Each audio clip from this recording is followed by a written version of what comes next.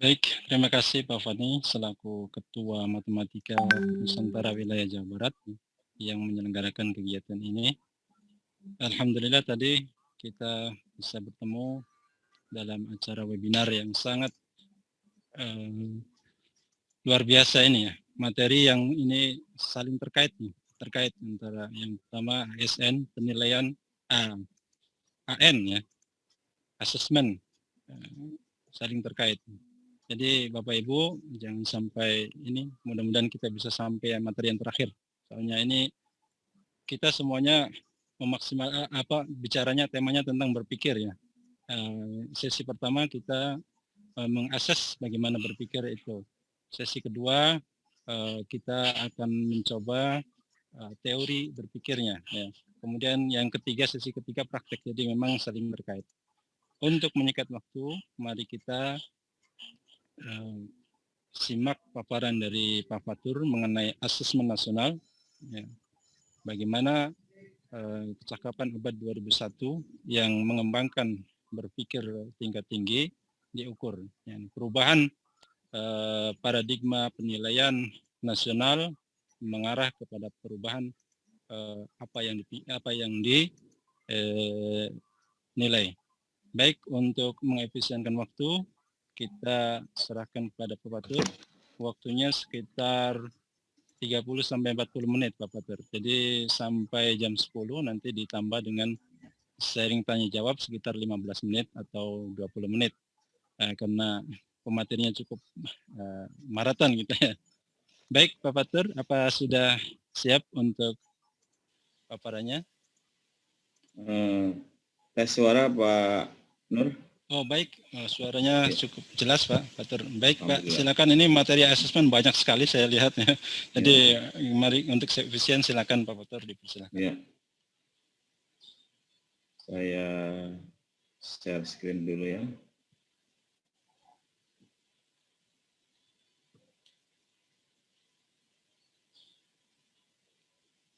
Bisa dilihat paparan saya Pak Fani, Pak Nur Samsi? Bisa Pak.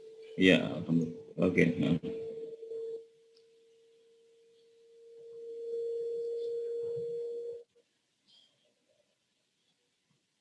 Bapak Ibu, ini adalah paparan yang saya sampaikan di Rapi 11 kemarin ya, jadi belum saya edit sama sekali. Belum mau saya edit tapi waktu belum memungkinkan, jadi ini saya sampaikan. Nanti yang kira-kira tidak penting saya akan skip ya. Jadi tema kita ini adalah tentang asesmen nasional yang merupakan paradigma baru tentang asesmen evaluasi atau ujian yang diselenggarakan oleh pemerintah. Terus sekalian kita tahu bahwa ada 3 penilaian di dalam sistem pendidikan nasional, yaitu penilaian oleh pendidik, penilaian oleh satuan pendidikan, dan penilaian oleh pemerintah.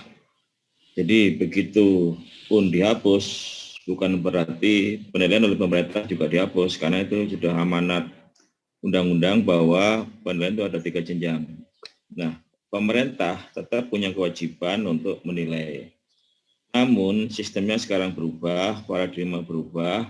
Kalau ujian nasional itu berbasis mata pelajaran, kalau yang ini tidak berbasis mata pelajaran, itu ide mulanya ya. Oke, selanjutnya kita buka aja ya paparnya masing-masing. Oke, jadi kita sekarang bicara tentang asesmen nasional sambil saya lihat jam ya biar tidak kolosan. 10.21 mulai. Oke. Jadi ini latar belakangnya bahwa sejak dulu kita ikut di negara yang tergabung dalam kelompok OECD ya. Kita mengikuti penilaian disebut dengan PISA, Program for National Student Assessment. Nah, soal-soal PISA itu adalah soal-soal yang melibatkan nalar tingkat tinggi atau sering disebut HOTS ya, atau P4TK menggunakan istilah KBBT ya, kompetensi berpikir tingkat tinggi KBTT. Nah, setelah itu, setelah Indonesia mengikuti PISA nilainya jauh di bawah harapan, peringkat paling bawah atau peringkat 2, peringkat 3 dilihat dari bawah ya, juga menyelenggarakan sistem sendiri yang disebut dengan INAP, Indonesian National Assessment Program. Ini semacam PISA namun khusus untuk siswa Indonesia. Nah, berikutnya sama juga, ini yang warna merah juga paling menonjol, paling dominan. Warna merah ini adalah kategori kurang. Berikutnya aksi. Nah, setelah tidak puas dengan INAP, bikin lagi namanya aksi. Aksi ini kepanjangannya adalah asesmen kompetensi siswa Indonesia. Jadi sama saja sebenarnya kan, kalau INAP ini istilahnya bahasa Inggris ya, Indonesian National Assessment Program, diterjemahkan lagi menjadi aksi, asesmen kompetensi siswa Indonesia. Sama saja juga nilainya paling menonjol adalah warna merah, itu artinya yang kurang jauh lebih banyak dari yang cukup dan yang baik. Nah, berikutnya kita ingat Merdeka Belajar ya, bahwa pemerintah mencanangkan 4 Merdeka Belajar ini yang episode 1 ya, episode 1 yaitu UN dihapus, USBN dihapus, RPP disederhanakan, dan PPDB lebih fleksibel. Nah, kita fokus ke UN dihapus ya. Ketika UN dihapus bukan berarti saya sudah jelaskan bahwa tidak serta-merta penilaian oleh pemerintah juga dihapus, tetap pemerintah menilai, tetapi paradigma berubah, basisnya berubah. Yang dulu berbasis mata pelajaran, sekarang tidak berbasis mata pelajaran. Oke, sekarang apa itu AN ya, atau yang kepanjangannya adalah Asesmen Nasional. Asesmen Nasional 2020 itu adalah pemetaan mutu pendidikan pada seluruh sekolah, madrasah, dan program kesetaraan jenjang dasar dan menengah. Jadi di sini ada kata kunci pertama adalah pemetaan. Kan pemetaan maka tidak menentukan kelulusan siswa. Jadi AN tidak berpengaruh terhadap kelulusan siswa. Nah, untuk menentukan kelulusan pakai apa? Kan UN sudah dihapuskan, tetap pakai ujian sekolah yang diujikan di akhir kelas, di kelas 12, kelas 9, kelas 6. Jadi US tetap itu untuk menentukan kelulusan. Sedangkan AN tidak menentukan kelulusan, sedangkan UN dihapus. Oke, kemudian yang diukur itu apa? Ada 3 komponen, ada 3 instrumen. Yang pertama adalah asesmen kompetensi minimum, atau sering kita sebut dengan AKM. Yang kedua survei karakter, yang ketiga adalah survei lingkungan belajar. Nah, AKM ini sebenarnya adalah soal-soal yang diadaptasi dari PISA. Karena PISA, maka tentu soalnya adalah kebanyakan soal-soal tingkat tinggi atau sering disebut dengan HOTS atau KBTT, kemampuan bernalar tingkat tinggi. Survei karakter ini menilai sikap atau karakter atau moral atau attitude dan sebagainya ya. Ini banyak sebutan ini. Jadi kalau AKM itu menilai hasil belajar kognitif ya. Kognitif itu ya bisa jadi pengetahuan dan keterampilan. Kemudian kalau karakter ini yang dinilai ada sikap atau afektif ya, atau apalah namanya, yang penting itu non kognitif. Sekarang survei lingkungan belajar itu mengukur atau memotret faktor-faktor yang mempengaruhi proses pembelajaran. Jadi tentu nanti diprediksi ada kaitan antara survei lingkungan belajar dengan hasil AKM dan hasil survei karakter. Ini intinya ada 3. Nah, berikutnya AKM itu yang diukur apa? Pertama adalah literasi membaca dan numerasi. Literasi membaca ini tidak sekedar memahami yang merupakan level rendah, tapi juga menggunakan level menengah, mengevaluasi level tinggi. Jadi ada kalau di dalam ranah kognitif itu kan ada L1, L2, L3. L1 itu memahami, kemudian L2 itu aplikasi, L3 adalah penalaran. Nah, penalaran di sini dalam literasi membaca itu mulai dari mengevaluasi dan merefleksikan berbagai jenis teks. Kemudian numerasi.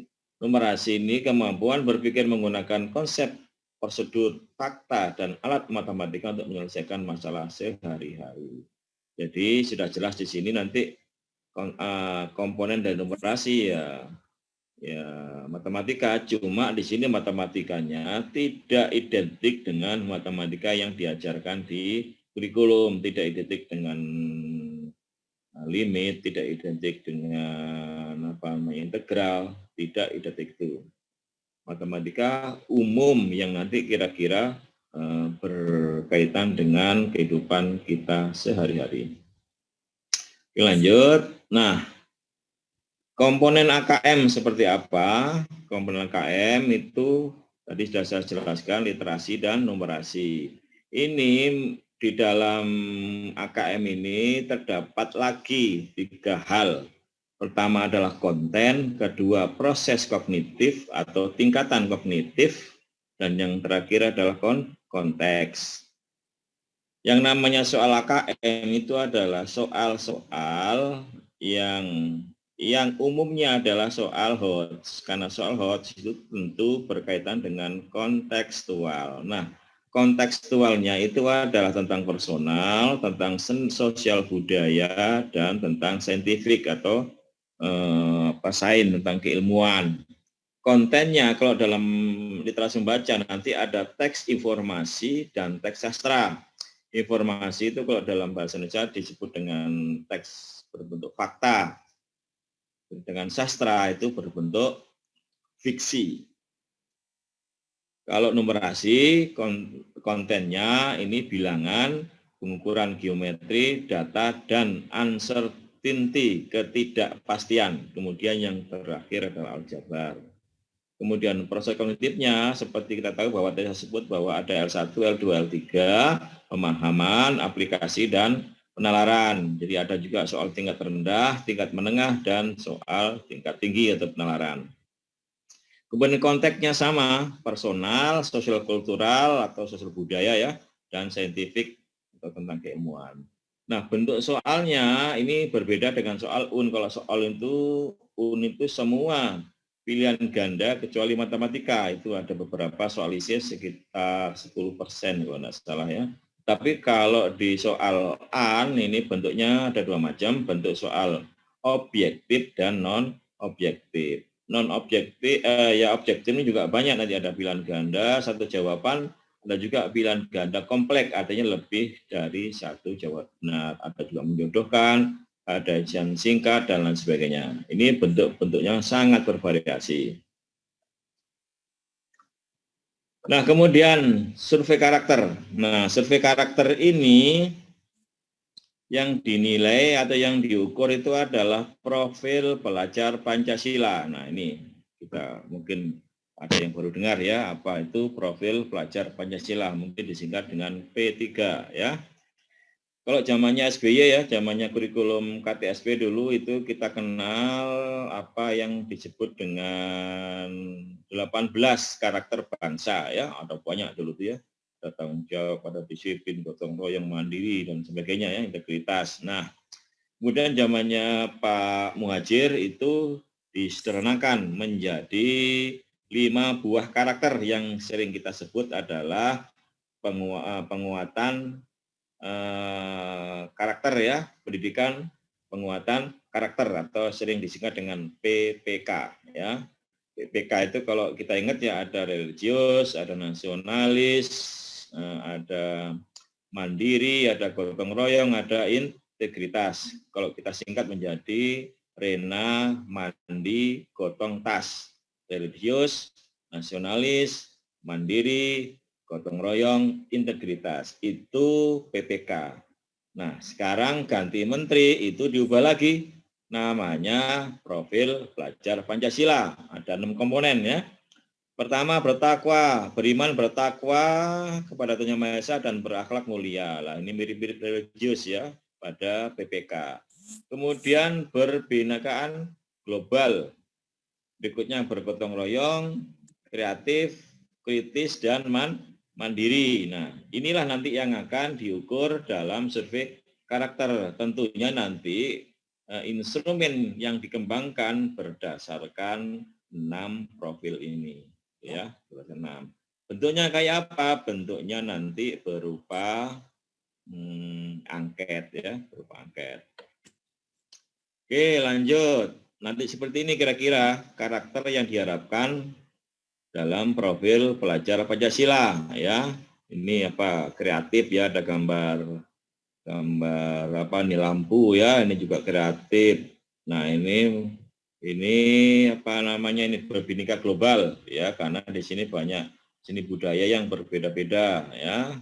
Kemudian apalagi di sini ada orang berdoa, ini berarti religius atau bertakwa, beriman kepada Tuhan Yang Maha Esa. Nah, ini ada karakter gotong royong dan sebagainya. Inilah yang disebut dengan karakter profil pelajar Pancasila. Nanti ini yang akan diukur dan nanti diharapkan seperti ini.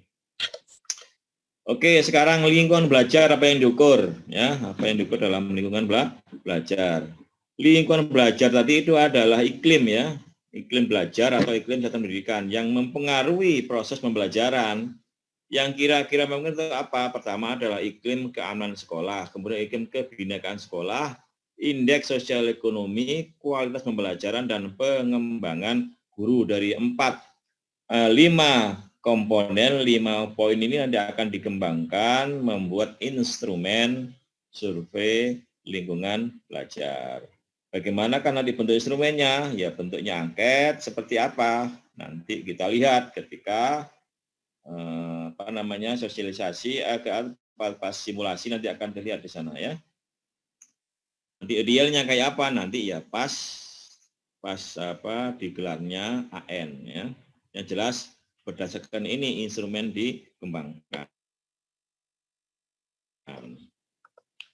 Oke, sasaran AN. Jadi kalau UN itu hanya melibatkan siswa, ya, yang diuji, tetapi kalau AN ini melibatkan guru dan kepala sekolah. Nanti kalau siswa itu mengerjakan semuanya, mengerjakan AKM literasi, numerasi, mengerjakan survei karakter, dan juga survei lingkungan belajar. Tetapi kalau guru dan kepala sekolah hanya mengerjakan survei lingkungan belajar.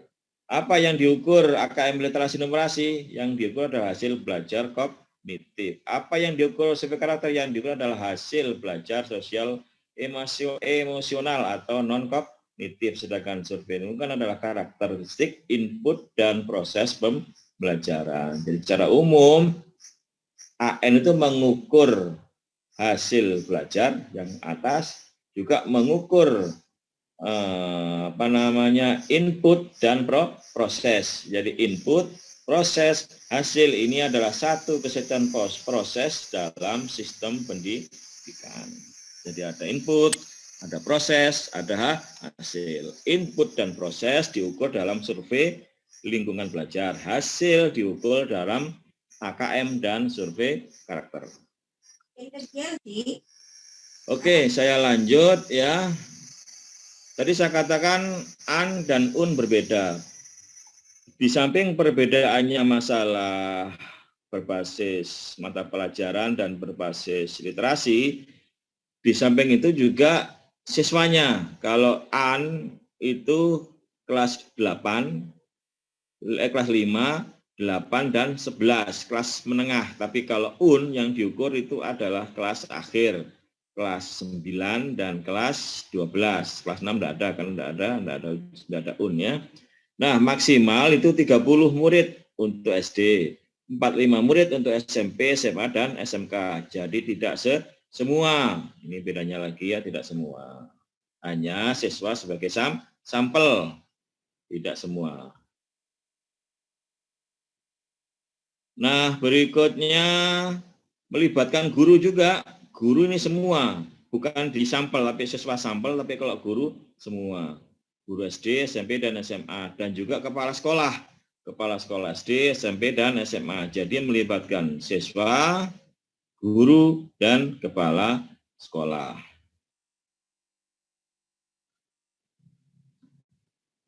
Nah, ini kaitan antara kecakapan abad 21 terhadap AN ya. Jadi ada kaitannya antara AN dan kecakapan abad 21. Bapak sekalian, kecakapan abad 21 itu ada 3 hal. Pertama adalah karakter, nomor 1, ini penting. Yang berikutnya adalah literasi dasar. Yang ketiga adalah kompetensi. Ya. Kualitas karakter itu apa ya? Religius, nasionalis, mandiri, integritas, gotong royong, toleransi, tanggung jawab, kreatif, peduli, dan sebagainya ya. Ini adalah karakter yang menunjang kecakapan abad 21. Nah, inilah yang nanti diukur dalam survei karakter. Di samping itu juga mengukur ini kritis, kreativitas, komunikasi, sama kolaborasi juga akan diukur. Kemudian literasi dasar ini kan ada 6. Dan 6 dari literasi baca tulis, berhitung, sains, teknologi, finansial, budaya, dan kewarganegaraan. Tetapi dalam AN yang diukur hanya 2 literasi, yaitu literasi baca tulis dan literasi berhitung, atau literasi membaca dan literasi numerasi. Jadi tidak semua ke-6-6-nya diukur. Bahkan literasi sains pun bisa ada, tapi di AKN tidak diukur. Jadi sebenarnya Bapak sekalian, AN ini itu akan mengukur kecakapan abad 21 ya, mengukur kecakapan abad 21 tentang karakternya, tentang literasinya, tentang kompetensinya. Nah, antara karakter, literasi dasar, kompetensi ini, kecakapan abad 21 ini diformulasikan ke dalam model Indonesia yang disebut tadi itu profil pelajar Pancasila. Profil pelajar Pancasila yang tadi ada 6 itu Bapak sekalian, itu sebenarnya dirangkum dari kecakapan abad 21 tapi diadaptasi ala Indonesia menjadilah sebutan profil pelajar Pancasila ya. Tadi kan ada kritis dan kreatif, itu diambil dari sini, diambil dari kompetensi abad 21 yang disebut dengan 4C ya, atau 4K ya. Kalau ini bahasa Inggrisnya adalah critical thinking, ini kreatif, ini communication, yang ini collaboration. Ini 4C atau 4K kalau diterjemahkan ke dalam bahasa. Ini juga masuk ke dalam profil pelajar Pancasila. Kemudian karakter tadi ya juga masuk ke dalam profil pelajar Pancasila. Jadi ada kaitan antara AN, P3 dan kecakapan abad 21. Oke, lanjut. Nah, apa tujuan AN ya? Tujuan AN ini asesmen untuk meningkatkan mutu pembelajaran. Jadi untuk meningkatkan mutu.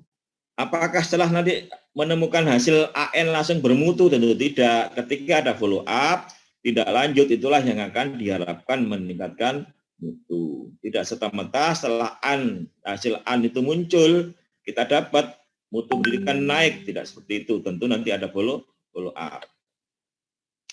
Ini tujuannya, Bapak sekalian ya. Ini juga tujuannya. Nanti silakan dibaca sendiri ya. Nanti kalau saya baca ini tidak cukup waktunya ya. Nanti kita bisa tanya jawab ya. Ini juga tujuannya. Nah ini perbedaan PISA dan AN ya. Jadi latar belakangnya memang diawali dari PISA, tetapi tidak sama persis antara PISA dan AN. Apa perbedaannya sekarang? AN itu mengukur sampai tingkat sekolah, tapi kalau PISA mengukur sampai tingkat provinsi. Jadi kalau PISA dulu itu tidak semua sekolah diuji. Sekolah itu hanya sebagai sampel. Sebenarnya yang diuji itu adalah tingkat provinsi. Jadi nanti ada nilai PISA provinsi NTB, provinsi DIY, provinsi DKI, dan sebagainya. Tapi kalau tingkat sekolah tidak ada. Tapi kalau AN sampai tingkat sekolah. Kemudian AN itu mengukur literasi membaca, numerik, karakter, dan lingkungan belajar. Tapi kalau PISA hanya mengukur literasi membaca, numerik, dan sains ya. Di AN tidak ada sains ya, tidak ada sains. Tapi di PISA itu ada sains.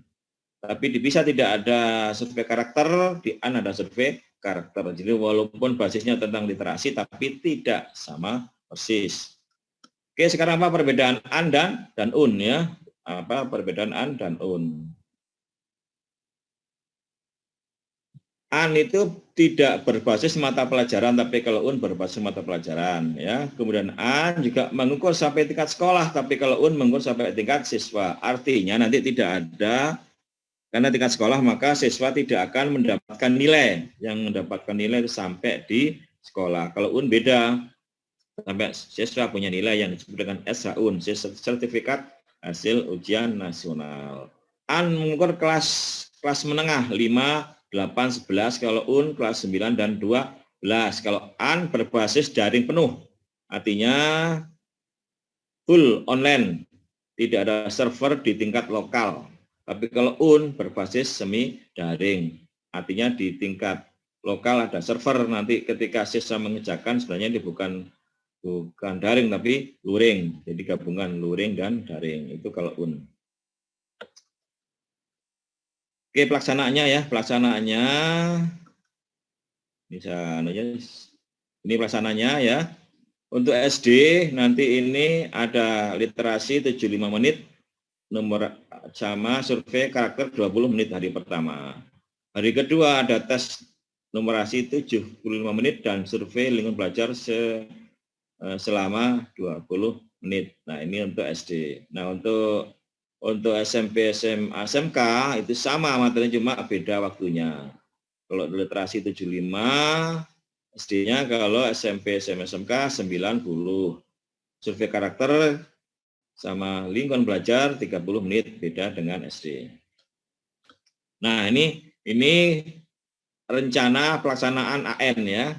SMA paling awal ini minggu pertama bulan Maret sampai nanti ada paket C, paket A, paket B, dan terakhir nanti SD ya. Itu sekitar bulan Agustus. Kenapa SD paling akhir? Karena SD itu dari hasil penelitian itu sarananya paling tidak siap. Kenapa SMA paling awal? Karena SMA itu paling siap ya.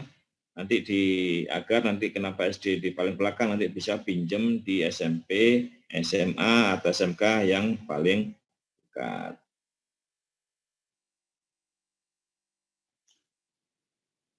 Oke, sampai di sini Bapak sekalian ya paparan saya tentang AN. Nanti ini silahkan nanti slide ini dipelajari ya. Nanti kalau ada pertanyaan, ini kalau ini sebenarnya masih ada nih untuk slide berikutnya. Tapi supaya tidak panjang lebar, nanti kita bisa diskusi ya. Ini toh bisa juga dipelajari ya. Nanti juga kalau masih belum paham, nanti saya juga punya videonya di YouTube ya, tentang AKM ada, tentang survei tentang AN juga ada. Oke, sementara saya stop sampai di sini ya. Waktu saya kembalikan dulu ke moderator. Baik, terima kasih Pak Fatur atas paparannya. Bapak Ibu sekalian, Bapak Ibu yang ingin bertanya, ada dua cara. Yang pertama bisa langsung bertanya langsung menggunakan fitur raise hand. Kemudian Bapak Ibu juga bisa menuliskan pertanyaan di kolom chat. Sementara ini kita lihat yang raise hand belum tampak, tapi sudah ada pertanyaan dari Ibu Dr. Anda Murniasih ya. Ini di awal katanya mohon dijelaskan apa itu hubungan AKM dan AN. AN dengan AKM, asesmen kompetisi minimum, dengan asesmen nasional. Demikian Bapak tadi sebenarnya sudah dijelaskan ya.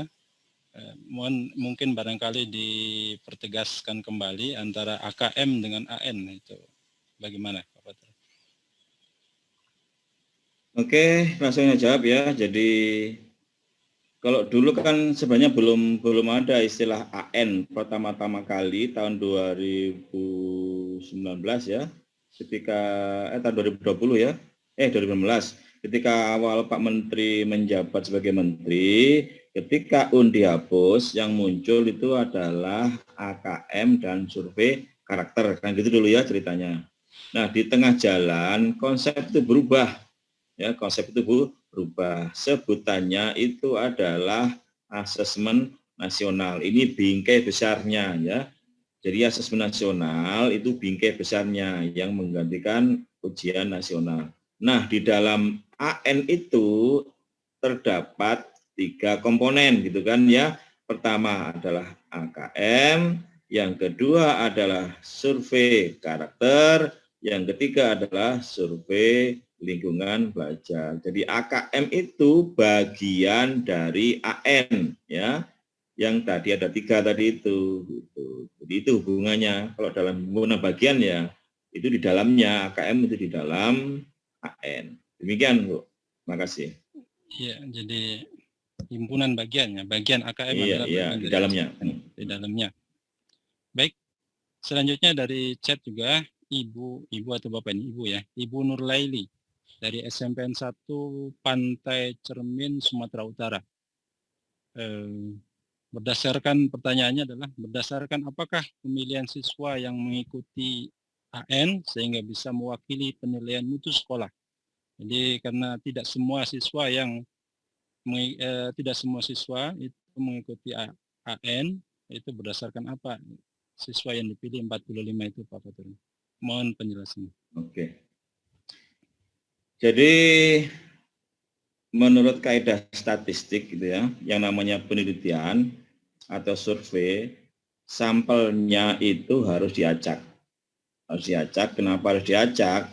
Supaya bisa mewakili populasi, gitu kan? Supaya bisa mewakili populasi. Jadi nanti itu 45 orang itu akan diacak, tetapi ada mempertimbangkan sosial ekonomi ya, akan mempertimbangkan sosial ekonomi. Kenapa mempertimbangkan sosial ekonomi? Karena sosial ekonomi nanti akan mempengaruhi apa namanya proses pembelajaran. Jadi yang pertama diacak. Namanya diacak tentu ada metodenya gitu kan, diacak. Kemudian tapi tetap mempertimbangkan sosial ekonomi. Nah nanti siswa mana nanti yang akan muncul sebagai peserta nanti akan dimunculkan di Dapodik. Jadi nanti itu kita tidak bisa milih gitu ya. Ketika si A sebagai peserta AN, nanti si A nanti yang akan mengikuti sebagai peserta. Kalau si B tidak kepilih, maka si B juga tidak mengikuti. Nanti gimana yang tidak kepilih? Ya diam di rumah gitu kan, diam di rumah gitu. Yang kepilih nanti ke sekolah mengerjakan AN, yang tidak kepilih ya istirahat di rumah gitu. Demikian. Baik, demikian Bu Nurlaili. Jadi diacak berdasarkan statistik. Nah, statistiknya ini ya kementerian yang mengelola ya. Pertanyaan berikutnya dari Pak Nandi S. Fahri ya. Assalamualaikum. Saya praktisi dari pendidikan kesetaraan paket A. Bagaimana menyiapkan untuk AN, asesmen nasional? Nah, ini kan pendidikan non formal. Pendidikan non formal ya, Bapak. Nah, jadi untuk paket ini bagaimana ini? Apakah yang perlu disiapkan oleh pengelola dari kegiatan paket kelompok belajar paket ini? Ya, terima kasih. Untuk paket A itu umumnya kan tidak punya komputer, Jadi begini, yang disiapkan dua hal ya. Pertama adalah sarana, yang kedua adalah SDM. SDM ini menyiapkan proktor dan teknisi tetap kayak UNBK ya. Kemudian yang kedua adalah sarana. Sarana ini berupa seperangkat komputer ya, seperangkat komputer. Nah, kalau misalkan nanti sekolah tidak punya, mungkin biasanya kalau paket A itu kan tidak punya itu, biasanya sih. Atau kalau di tempat lain. Nah, kalau tidak punya ini tinggal menghubungi dinas gitu ya, dan nanti dinas akan berusaha mencarikan tempat untuk menggabung. Jadi pinjam gitu ya, pinjam untuk sarananya. Ini untuk sarana. Kalau proktor, kalau pinjam ya berarti ini proktornya akan pinjam juga gitu ya, di mana tempat kita mengikuti AN gitu. Kemudian masalah apakah anak perlu kita drill, perlu kita bimbingan belajar, tidak perlu ya. Jadi kata Mas Menteri, materi-materi AKM tidak bisa didrillkan, tidak bisa dilatihkan ya. Apa yang dilatih pembelajarannya. Jadi supaya nanti nilai AKM tinggi, maka pembelajarannya harus bercorak, bernalar tingkat tinggi gitu ya. Jadi yang kita siapkan itunya proses pembelajarannya, bukan kita drill dengan soal. Itu akan percuma anak kita drill dengan soal, itu instan itu kan. Instan itu tidak akan melatih nalar itu. Dan nanti ketika soal AKM muncul dan soal itu tidak sama persis dengan dengan ada yang dilama-lama, apalagi dengan diprediksi di buku-buku tidak sama itu. Namanya prediksi kan ya, namanya prediksi ya belum sama sekali tidak sama nanti itu. Nanti soal itu akan berubah dengan di buku, dengan diprediksi, di blog itu kan namanya blog buku itu supaya laris itu kan begitu. Sesuai dengan AKM tapi belum tentu juga gitu kan gitu. Jadi kan jangan terpancing dengan itu. Yang penting pembelajarannya dibuat HOTS ya. Pembelajaran HOTS itu pembelajaran yang melibatkan proses berpikir siswa. Ini yang merupakan tantangan kita. Mengapa selama ini soal PISA itu kita jatuh, aksi jatuh ya, INAP jatuh, ketika ada soal HOT juga jatuh. Karena ini kebanyakan dari kita harus introspeksi, kebanyakan dari kita itu dalam pembelajaran itu kita sering mengenyampingkan HOT sini. Kadang kalau matematika ya soal, teori, gitu ya. Kadang-kadang anak dicekoki, ini loh rumus persamaan kuadrat, kerjakan. Loh, ini loh rumus luas persegi panjang, kerjakan. Nah, itu tidak HOT itu ya. Itu anak tidak dilatih bernalar, itu bukan ngajar tapi ngasih pengumuman itu yang sering ya. Jadi nanti paradigma harus diubah, mengajarnya tidak boleh begitu lagi, nanti ya anak harus dilatih. Ketika ada rumus L sama dengan panjang kali lebar, tidak bisa sekarang anak dikasih cekoi, loh ini nak rumusnya, dari mana, pokoknya ini rumusnya, tidak bisa begitu sekarang ya. Ini kan dari dulu ketika KTSP itu sudah dicanangkan, memang harusnya begitu. Pembelajaran berpusat pada siswa dan melibatkan nalar. Cuma masalahnya di implementasi ini sering tidak jalan. Itu jawaban saya. Jadi yang perlu disiapkan itu adalah komputer, kalau tidak punya pinjam gitu ya. Proktor tidak punya ya nanti nebeng proktor gitu ya. Kalau masalah konten itu tidak perlu di-drill, yang diperbaiki adalah proses pembelajaran. Demikian, terima kasih. Baik, tadi menarik sekali ya. Jadi sekolah tidak perlu menyiapkan semacam bimbingan belajar itu ya. Tapi di sekolah ini, sekolah kami tidak terima ini Pak. Oh, kita masa anak dibiarkan saja begitu saja gitu. Jadi pengennya karena yang diujikan AKM itu berupa soal-soal, ya jadi soal-soal kan bisa dijawab dengan supaya anak terbiasa, maka perlu ada drill atau latihan-latihan tertentu sehingga harapannya AKM itu naik. Karena tadi AN ini terutama di AKM-nya ya, AKM-nya ini kan nanti menentukan nilai mutu sekolah. Jadi sekolah otomatis kalau sekolahnya tidak usah ada yang dilakukan, nanti mutu sekolahnya jadi jelek bagaimana. Jadi kepala sekolah ya, seperti Bapak ini, Pak Fatur ini kebetulan sebagai pengambil kebijakan sekolah ya. Di sekolah kami mengambil inisiatif harus ada semacam treatment khusus untuk siswa terbiasa atau bisa menjawab soal-soal AKM. Soal-soal AKM kan sudah di Pusmenjar itu sudah men-share ya. Jadi bagaimana itu soal-soal seperti itu kan supaya terbiasa. Bagaimana Pak Peter kalau tanggapannya begini? Membiasakan diri dengan soal-soal yang hot itu. Tadi melalui pembelajaran, nah sekarang melalui penyelesaian soal hot dengan pembelajaran hot dan penyelesaian soal hot gitu. Ya. Memang ini jadi perdebatan ya, Jadi perdebatan memang konsep dasarnya itu bahwa literasi itu tidak bisa didrilkan, ya. Numerasi tidak bisa didrilkan. Kalau pembelajarannya tingkat rendah, ya, drill kayak apapun itu anak akan kewalahan. Maka sesuatu itu akan tidak menarik ya. Pembelajaran dilakukan dengan drill. Tetapi pada tataran implementasi, tataran di lapangan memang itu masih banyak terjadi gitu kan. Apalagi siapa mau sih sekolahnya nanti itu kalau rapotnya dapat nilai jelek kan begitu kan. Siapa mau kan gitu. Sehingga diupayakan nanti sekolah itu supaya tidak memalukan gitu kan.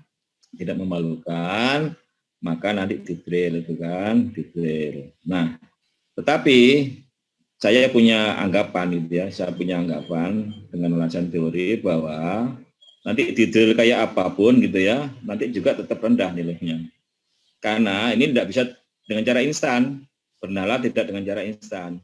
Buktinya apa? Dulu ketika PISA, Indonesia juga ikut PISA kan, ketika sekolah-sekolah ditunjuk, apa sekolah dulu dia atau tidak, Dulu ketika sekolah ditunjuk sebagai peserta PISA, sekolah juga berjibaku itu mengadakan drill, mengadakan semacam tryout, gitu kan? Tetap juga nilainya rendah waktu itu. Jadi ketika PISA gitu ya, ketika katakanlah sekolah A ditunjuk, bukan ditunjuk, kebetulan dapat sebagai sampel gitu kan. Nah, ketika dapat sebagai sampel, sekolah itu tidak tinggal diam, menyerah enggak, tetap sekolah itu mengadakan drill gitu ya, mengadakan latihan-latihan gitu kan, tapi toh tetap jelek gitu ya, tetap jelek hasilnya gitu.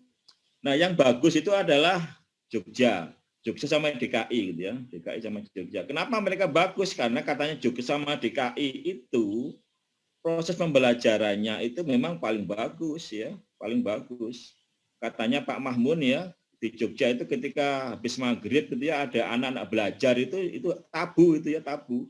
Jadi katakanlah ada anak keluyuran habis maghrib ya, itu akan diingatkan orang itu, kamu belajar dong, ini waktunya belajar kamu keluyuran, nah gitu. Tapi kalau di sekolah di daerah lain kan enggak ya, enggak, belum jadi budaya itu gitu. Tapi kalau di Jogja memang jadi budaya. Mengapa Jogja itu nilainya tinggi, nilai PISA tinggi, nilai INAP juga tinggi. Jadi ya kalau memang drill ya boleh-boleh saja, tapi secara teori itu kalaupun meningkatkan AKM tidak akan signifikan itu nilainya gitu. Begitu Pak Nusabji. Baik ya, itu tadi ya. Kemudian ini Pak Badrullah ini bertanya, ini pertanyaan yang inti pada tema kita ini sebenarnya.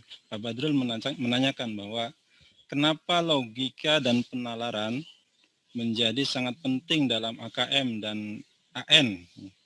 Apa karena soal-soalnya, instrumennya? Nah, demikian Pak Pater. Jadi penalaran dan logika itu menjadi penting, itu mengapa di asesmen ini, terutama khususnya di bagian kognitif yaitu AKM. Mengapa penting? Apa karena perubahan soal yang UN yang biasa, kemudian AN sekarang soalnya hot, seperti itu. Jadi penalaran dan logika menjadi begitu penting. Demikian, Pak. Ya, tadi untuk ini ya, saya kupas dulu untuk yang numerasi dulu ya, untuk yang numerasi. Numerasi tadi ada 3 level kognitif ya, ada yang namanya pemahaman, ada yang namanya aplikasi, ada yang namanya penalaran L1, L2, L3 gitu kan. Nah, dan ini semakin tinggi L-nya semakin tinggi tingkat nalarnya gitu kan. Gitu. Jadi sekarang soal-soal soal AN itu akan soal-soal yang berbasis nalar ya, berbasis nalar, bukan berbasis mata pelajaran gitu ya. Jadi tentu saja karena di sana ada level-level berpikir gitu ya, ada L1, L2, L3, ketika anak nalarnya sudah dibangun, sudah tinggi, sudah dilatih ya, dilatih dalam pembelajaran ya, dilatih dalam pembelajaran, tidak hanya sekedar drill, otomatis nanti diprediksi akan hasilnya tinggi gitu ya. Perlu diketahui bahwa pembelajaran itu tidak sekadar menyamakan materi kan, di pembelajaran juga ada nanti di sana itu setelah materi anak dilatih untuk menyelesaikan soal AKM. Jadi ketika pembelajaran terpadu ya, terpadu. Ada pembelajarannya, ada kompetensinya, ada latihannya yang mendalam tingkat tinggi. Jadi kalau hanya drill itu kan hanya sebagian gitu kan, sebagian program yang dijalankan ya. Artinya pembelajaran itu tidak dilatih tingkat tinggi, tiba-tiba di drill itu. Ibaratnya kalau naik motor ya tiba-tiba langsung gas gitu kan, enggak pakai gas 1, enggak pakai gigi 1, gigi 2, langsung gigi 4 itu ya. Ya itu bisa, kalau ditanjakan malah enggak bisa naik gitu, gigi 4 itu kan gitu. Jadi yang benar nanti begitu selanjutnya ya. Ketika pembelajaran itu sudah hot, pembelajaran itu termasuk di dalamnya juga melatih tentang soal hot ya. Jadi kalau pembelajaran sudah bagus ya, maka nanti insya Allah HKM akan bagus itu. Baik. Itu jawaban saya. Baik. Bapak Ibu yang ingin bertanya langsung silakan dapat raise hand. Ini belum ada yang mau bertanya langsung. Di chat juga ini ada dari Ibu. Oh, sudah.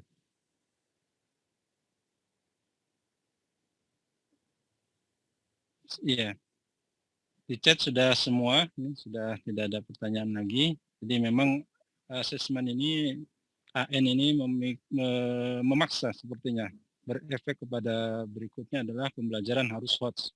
Ya, betul, itu memaksa seperti itu. Memaksa. Jadi Memaksa. kebijakan mungkin dari gimana? Dari ujung dulu, kemudian bawahnya itu apa? Sebelumnya harus ngikut itu pembelajaran HOTS. Kalau kita menyuruh belajar harus HOTS, sepertinya tidak dilaksanakan. Nah, gitu kan. Ya mungkin begitu dia istilahnya dipenggal dulu kan. Soalnya dibikin hot biar pembelajarannya hot kayak gitu. Dipaksa gitu. Dipaksa ya. Jadi memang begitu Bapak Ibu filosofisnya. Jadi karena menghadapi abad 21 ini di antaranya kecakapan kognitif sangat dipentingkan, maka di UN ujian nasional sudah dianggap tidak sesuai lagi untuk mengukur kecakapan abad 21, maka diganti menjadi asesmen nasional yang tujuannya untuk mengukur tadi ya berpikir yang lebih tinggi. Ya. Baik Pak Fatur, ini waktu sudah menunjukkan pukul 10, peserta sudah. Baik Ibu, barangkali ada lagi yang ingin menyampaikan pertanyaan secara langsung? Tidak ada. Setelah ini kita akan lanjut ke materi sesi berikutnya. Untuk itu Pak Fatur barangkali memberikan closing statement atau inti AN ini, asesmen nasionalnya, yang perlu kita sikapi dan sebagai guru matematika, ya, ini semuanya rata-rata guru matematika. Pak. Silakan Pak, sebagai closing statement. Oke sekalian, jadi paradigma evaluasi, ujian atau asesmen sudah berubah, sudah tidak ada, diganti dengan AN ya, atau asesmen nasional yang terdiri dari 1 AKM, 2 survei karakter, 3 survei lingkungan belajar gitu ya. Nah, AKM nanti ini Bapak-Ibu sekalian, memang betul katanya Pak Nusamji, ini akan memaksa kita melaksanakan pembelajaran tingkat tinggi gitu ya, pembelajaran tingkat tinggi. Jadi apa yang harus kita lakukan nanti di sekolah gitu kan, maka tentu yang harus kita lakukan adalah merubah paradigma kita membelajarkan siswa. Jangan lagi nanti ke depan kita hanya pembelajaran yang berpusat pada guru.